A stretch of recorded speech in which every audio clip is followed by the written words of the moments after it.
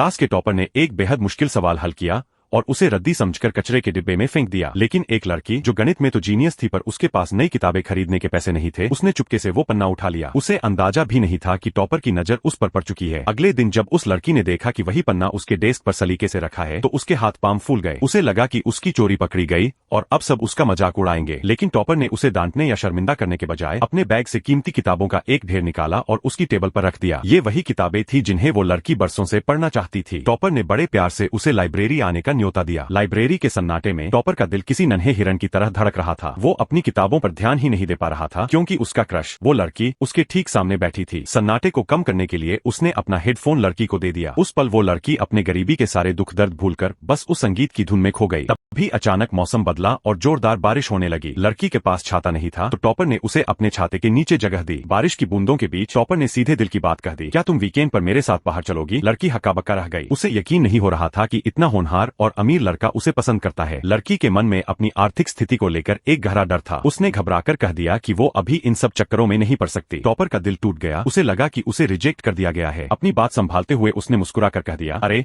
मैं तो बस मजाक कर रहा था। दोनों के बीच एक अजीब सी और भारी खामोशी छा गई। तभी टॉपर की महंगी गाड़ी उसे लेने आ गई। वो इतना नर्वस था कि बिना सोचे समझे छाता लेकर गाड़ी में बैठ गया और लड़की बाहर बारिश में भीगती रह गई। लेकिन जैसे ही गाड़ी आगे बढ़ी उसे अपनी नादानी का एहसास हुआ। वो तुरंत गाड़ी से उतरा और पागलों की तरह भागता हुआ उस लड़की के पास वापस आया।